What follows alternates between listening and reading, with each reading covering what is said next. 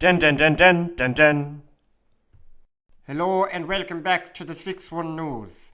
I'm me Holney Brown and I'm your co-host Eileen Ní Hula Hoop. Den den den den den den. Investigations are still ongoing into the mysterious death of local reporter Miles O'Brien. Mr. O'Brien, who had recently come out as gay, was found crushed under a large typewriter during the early hours of yesterday morning.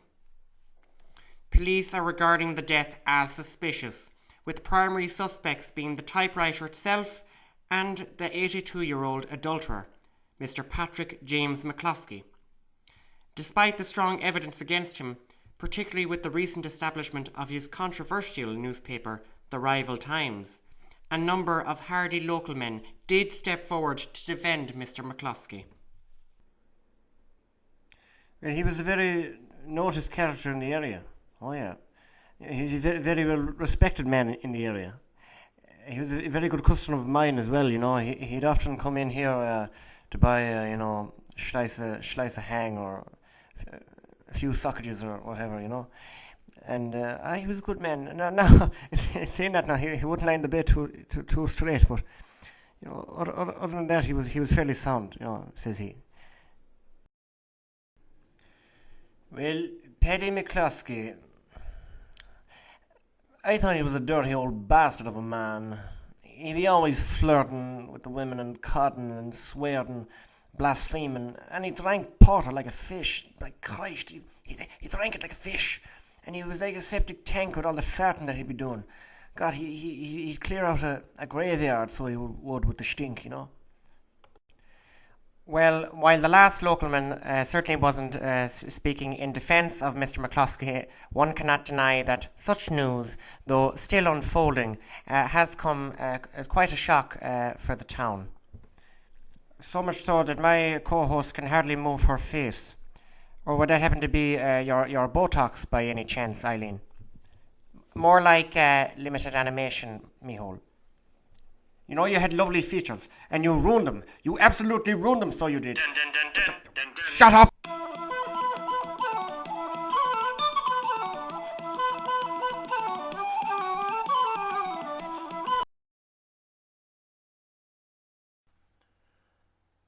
Right, gentlemen, how may I help you?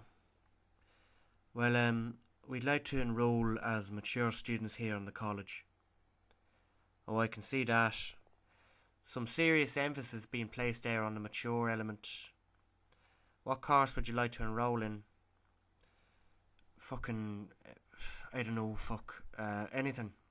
Whatever's the easiest. How about anthropology? I'll be fucked if we are doing anthropology. Okay, how about theology? Look, none of the ologies, right? None of that shite. English and history, please. Right so, gentlemen, I just need you to fill in this application form right here, and then you can head out on your way. Oh, the indignity.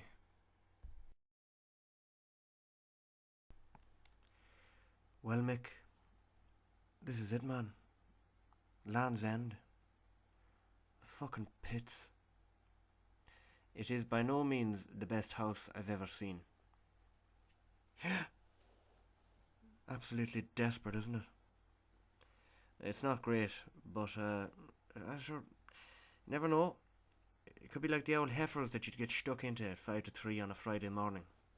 Scary at first, but warm and nourishing on the inside. If you get my drift.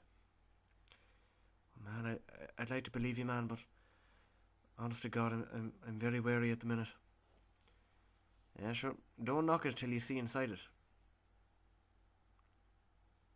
Jesus Christ, man. Look at this. Is this what it's come to? Like, you know we're trying to escape the law and all, but sure, this is fucking lawless in itself. A lawless way of living. Look at the way they're living, man. You know, at least Mount Joy is, you know, clean sheets, bit of warmth. This is godless, man. Fucking savages. Who the fuck are ye cunts? think it just spoke to us. I'm Paul, and that's Martin. We're the new housemates. Who are you guys?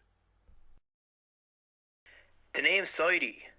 That dwee boy behind me is Stoney. And that gowl over there is Jeff. Shut up, my name's not Jeff, it's Joff. Jeff, will you stop with that weird breeding shit? It's outrageous, man. Well, sure, Jesus lads, it was good to meet yous anyway. Sidey, can you please tell those guys to get out of here? They're really starting to upset Stoney. Sidey, will you get your onion-smelling head off of me? You're leaving grease patches on my Adidas, man. Jesus, Mick, how did it come to this? Like, I'm an 82-year-old pensioner. I shouldn't be enrolling into universities at my age. I should be sipping Jameson and getting ass, not wallowing around with these egots. I know, man, but we've to lay low for a while, you know. So now, Paddy, it's either this or fucking prison, and I don't know about you, but I'm not spending my last few years locked up in some hole. I know what you mean, man, but like I actually don't care, like in the sense that I'd rather go to jail than live with these clowns. You know, I mean, they haven't even 2 brain cells to hit off the other one. Hey, Stoney, is what's her face coming to the gaffer later on for drinks? What one are you talking about, man? You know your one, you know Mary. You know the one who she works part time in Sean's at the weekends. Jesus! Oh, Jesus, God! Go on, son. Give her the shot on me. Holy shit, Mick. I think we need to live here. You know that? And tell me, Paddy, what brought on the sudden change of heart? Was it the woman of your dreams seductively leaning against a broom handle? Or was it perhaps the vision of your late father telling you to give that poor girl the quote-unquote shot? Mick, I haven't a clue what you're talking about, but all I know is that I've touched the divine, and I need to answer that divine call. We are living in this gaff, and we are going to be students. God help us all. How are you? Looking for Paddy. Have you seen him at all? He's wanted for murder. No, I haven't seen him. Alright, sound flan.